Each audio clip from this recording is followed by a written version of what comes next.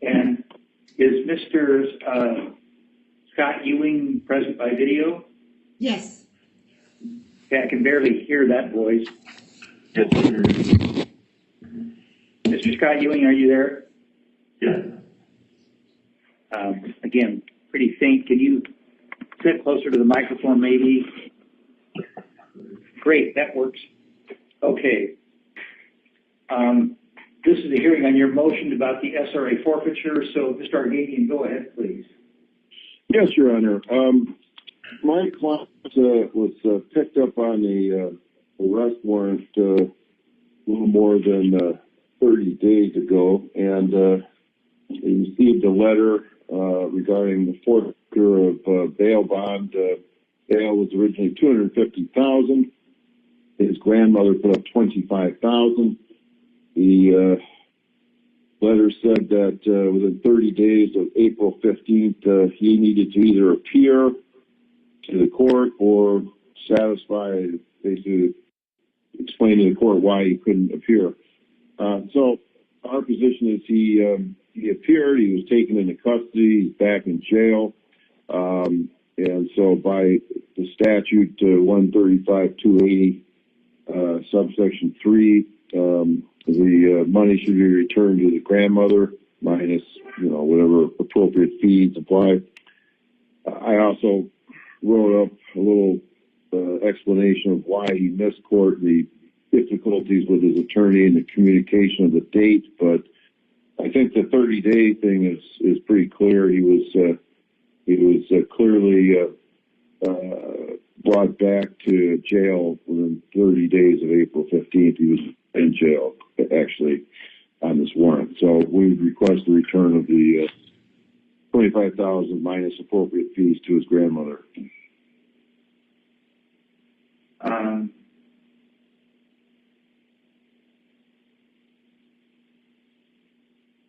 I'm looking at Odyssey right now, so just a second.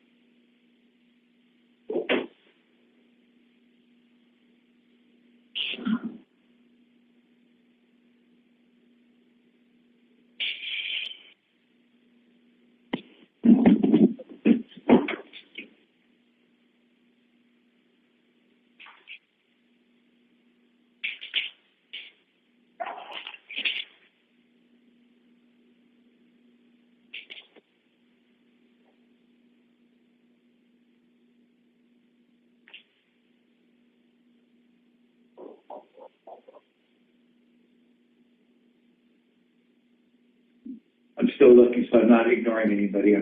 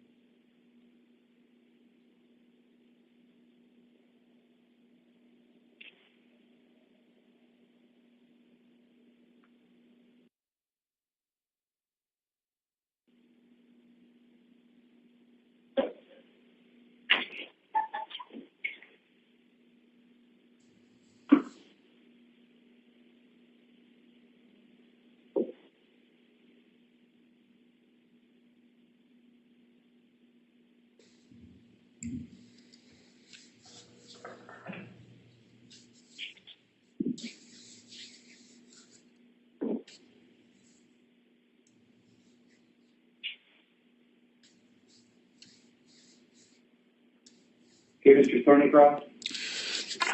Okay, so Your Honor, just so I understand, he was in custody until bail was posted, that 25 grand. He FTA'd on October 14th, excuse me. So the grandmother posts bail. The defendant's wife wrote letters in December asking that the warrant be vacated. Your Honor refused. So not only did he blow off this court date, he was clearly aware that there was a warrant for about 4 to 6 months. He never turned himself in. NPD had to actually go get him. And then in January, there's a letter from you saying if defendant wants to avoid a possible forfeiture of the $25,000 posted for his release and also being held in custody again pending a new trial date, the defendant should turn himself in to the sheriff immediately. And still, even with that, he never did it. It's my understanding they got him in mid-April. So I guess that the state would ask for the forfeiture. We have this for a reason. We post bail for a reason with the idea that folks will be returning. And it's unfortunate that his grandmother posted it. But at the same time, then why do we do this? So that's all the state would have. I would just point out the notice of security forfeiture letter that the court sent out dated April 15, basically makes all of what he was saying irrelevant. It just says you got to appear to the court or explain basically why you didn't show up and it wasn't your fault. And he has done that because he's appeared to the court because he's been arrested and he's back in the court's jurisdiction and we've had several, proceedings. So, he's basically responding to the letter and directed me to seek relief, which I did. So I think what the state has said is basically irrelevant as far as what the statute seems to indicate. September 23rd, he was ordered to appear. He did appear pursuant to the security release agreement. But on that day, I set a CRC because we had a for December already and a trial status date. But I set a CRC because I do that in cases like this to make sure people have witnesses under subpoena. And I don't wait until 2 weeks before the trial to find out somebody is missing a witness. So, but I set the CRC for October 14th at 9:30. That's the day that Mr. Scott Ewing was accused of not having appeared. Now, on the order, I noted that the October 14th date was set after Mr. Geiger got off the phone. Mr. Geiger was the attorney of record at that point. So it's not hard to believe that Mr. Ewing would have left the courtroom after Mr. Geiger hung up. So that's a reasonable inference. Let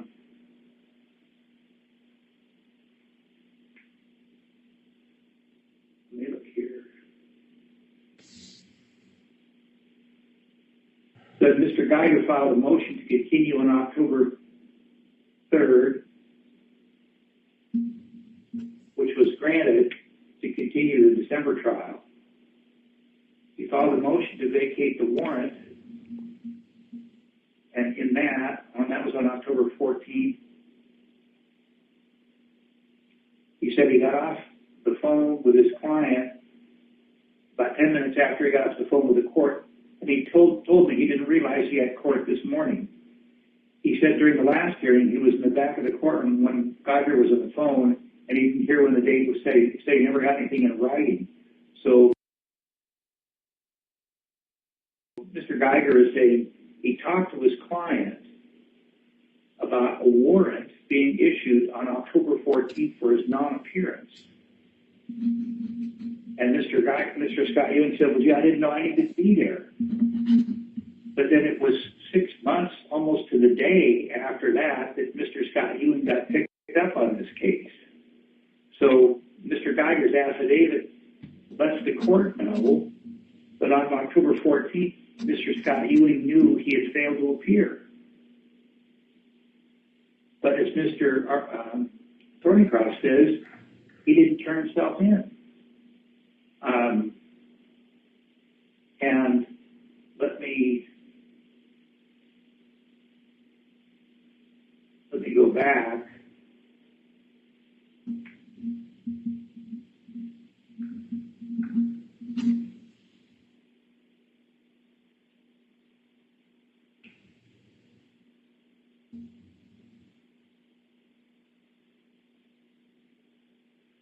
On the security release agreement, it was dated August 15th, 2019. The first condition of release is, I agree to appear and answer the charge in the court having jurisdiction on the date set forth above and thereafter as scheduled/ordered by the court until the discharge or judgment is entered. In other words, he's saying, I'll be there every time you either order it or schedule it, Judge. That's condition number 1 in the release agreement.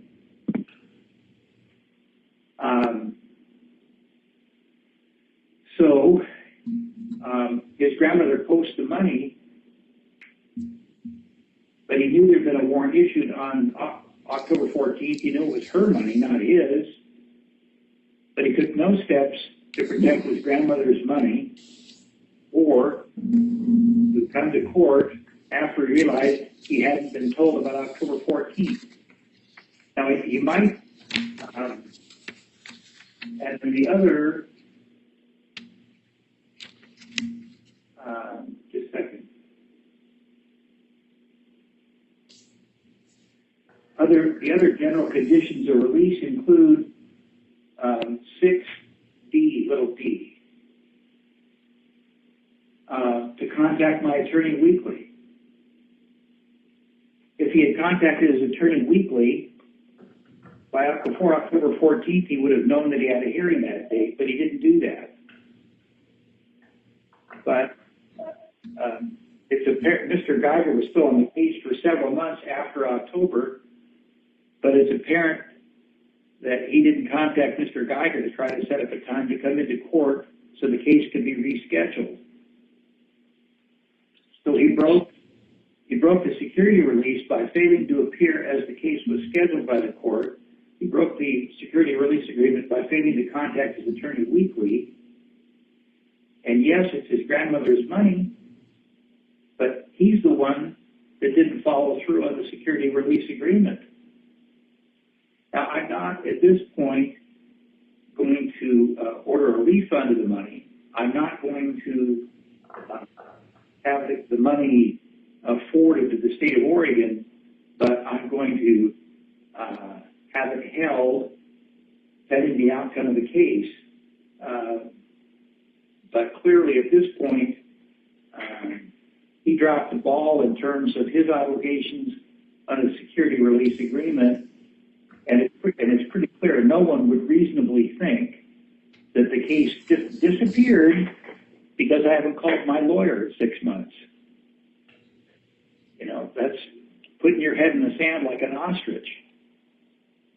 And so I'm not ordering a refund of the money today. I'm not.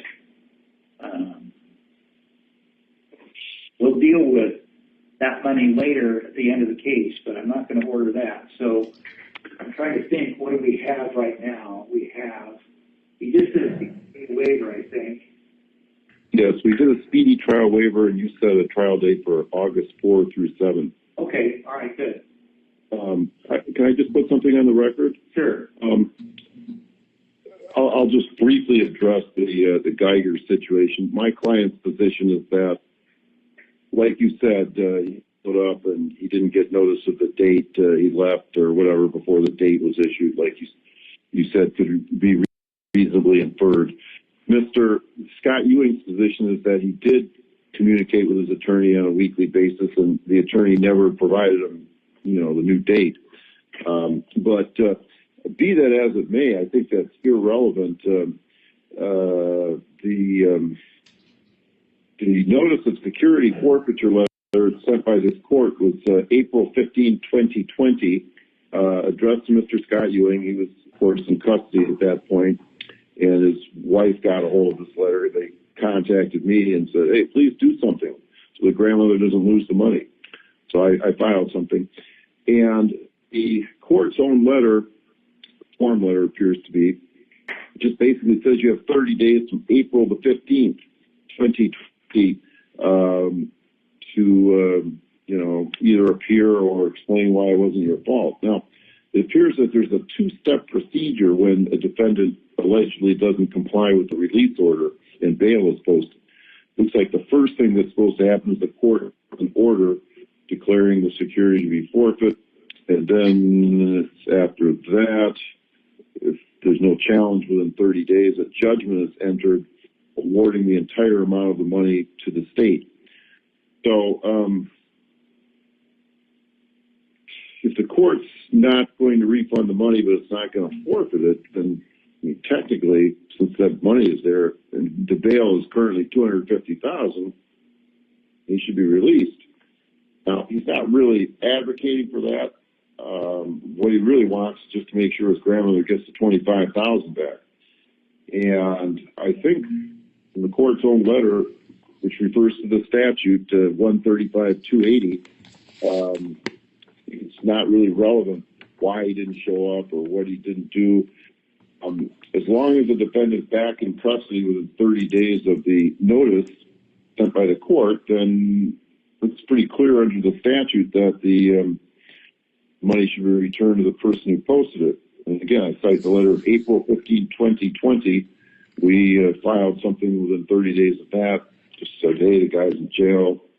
I talked about the attorney Geiger a little bit, but I think it's pretty clear that the money should just go back because he's in jail, and he's appeared. We've had several court appearances on it. So that's our position on the matter, and I think it's mandatory that the money is supposed to go back as long as the defendant's appeared within 30 days of the notice generated by the court.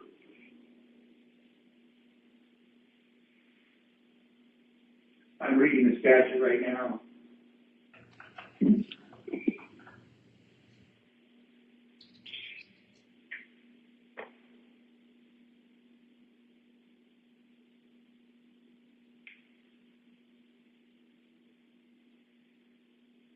Yeah, section 3.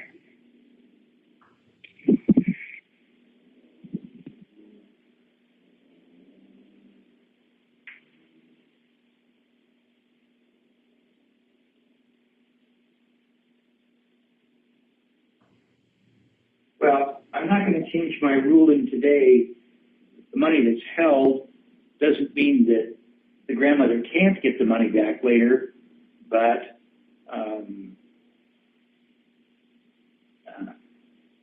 I'm clearly not going to refund it at this point, because when the money is posted, the person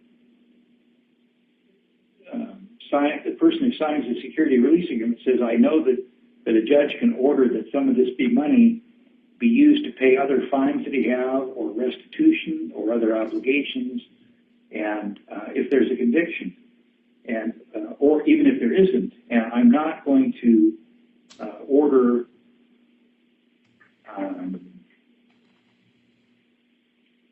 a return of the money at this point. Again, it's still money that's held, if you will, in trust. And very well, then could Mr. Scott Ewing be released then, since $25,000 is held by the court? Then may he be released so that the grandmother can get some benefit for not having the $25,000? The answer to that is no. He's shown that he's a poor release risk, and having $25,000 posted before didn't get him to come to court, and it wouldn't now. So anyway, that'll be the order from today, but we can address the issue of the SRA money later. Okay, duly noted. I'll let his grandmother know. Okay. All right, thank you. Thanks, Jeff. Thank you, Your Honor.